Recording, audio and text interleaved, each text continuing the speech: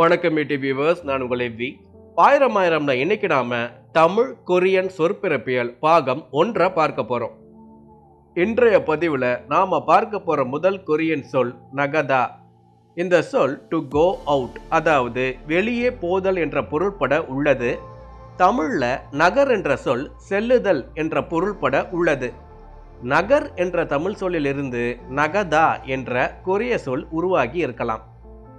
அடுத்து நாம பார்க்க போற கொரியன் சொல் கடா. இந்த சொல்லுக்கும் டு கோ, டு பாஸ், அதாவது கடக்க என்ற பொருளே உள்ளது. கடா என்ற தமிழ் சொல்லிலிருந்து கடா என்ற சொல் கொரிய மொழிக்கு மருவி இருக்கலாம். கொரியன் மொழியில் உள்ள மாதி என்ற சொல் ஜாயிண்ட், நக்கிள், அதாவது இணைப்பு, மூட்டு, கணு போன்ற பொருள்களை குறிக்கின்றது.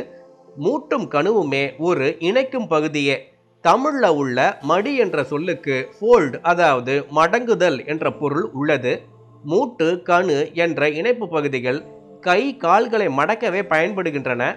எனவே மடி என்ற தமிழ் சொல்லும் மாதி என்ற கொரியன் சொல்லும் ஒரே மாதிரியான சொற்களே. அடுத்து நாம பார்க்க போற கொரியன் சொல் மங். இந்த சொல்லுக்கு டெத், பெரிஷிங், அதாவது இறப்பு, அழிவு போன்ற பொருள்கள் உள்ளன. தமிழ்ல உள்ள மங்கு என்ற சொல்லுக்கு கேடு, மழுங்கு, வாடு, மறை போன்ற பொருள்கள் உள்ளன. கொரியன் மொழியில் உள்ள சொரி என்ற சொல்லுக்கு சவுண்ட், வாய்ஸ், அதாவது ஒலி, குரல் போன்ற பொருள்கள் உள்ளன. தமிழ்ல உள்ள சொல் என்ற சொல்லுக்கு பேச்சு என்ற பொருளும் உள்ளது. ஒலி, குரல், பேச்சு என்ற பொருள்கள் ஒன்றோடொன்று தொடர்புடையவையே. அது சரி, சொரி என்ற சொல்ல ர என்ற உச்சரிப்பு வருதே, ஆனா சொல் என்ற சொல்ல ல என்ற உச்சரிப்பு தானே வருதுன்னு நீங்க கேட்கலாம். தமிழ் இலக்கணப்படி இல் என்ற ஒற்று இர் என திரியும் சொற்கள் சேரும்போது, எடுத்துக்காட்டுக்கு சொல் கூட்டல் தொடர் சொற்றொடர் என மாறும். அடுத்து நாம பார்க்க போற கொரியன் சொல் இப்பல். இந்த சொல்லுக்கு பல் என்ற பொருளும் உள்ளது. இப்பல் என்ற கொரிய சொல்லிலேயே பல் என்ற தமிழ் உச்சரிப்பு உள்ளது. கொரிய மொழியில் உள்ள ஈ என்ற சொல்லுக்கு திஸ், அதாவது இது என்று பொருள்.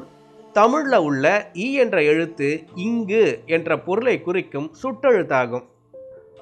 கொரியன் மொழியில் உள்ள மாடங் என்ற சொல்லுக்கு யார்ட், பிளாசா, கோட்யார்ட், அதாவது முற்றம், சாவடி என்ற பொருள்கள் உள்ளன.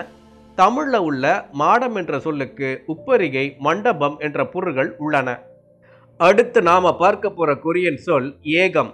இந்த சொல்லுக்கு ப்ரிமோனிஷன், ஹஞ்ச், அதாவது முன்னுணர்வு என்று பொருள்.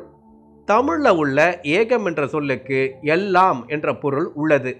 எல்லாம் என்ற சொல் முக்காலத்தையும் குறிக்கும். அதில் முன்னுணர்வு என்ற எதிர்காலத்தை குறிக்கும் பொருளும் அடங்கும். இன்றைய பதிவில் நாம பார்க்க போற கடைசி கொரியன் சொல் நாள். நாள் என்ற சொல் தமிழ் மற்றும் கொரிய மொழிகளில் ஒரே உச்சரிப்பையும் பொருளையும் தருகிறது. இன்றைய பதிவில் கொரிய மொழியில் மறைந்துள்ள மேலும் சில தமிழ் சொற்களை கண்டோம். அடுத்த பதிவில் மீண்டும் சந்திக்கலாம். இப்படிக்கு உங்கள் எவ்வி. நன்றி, வணக்கம்.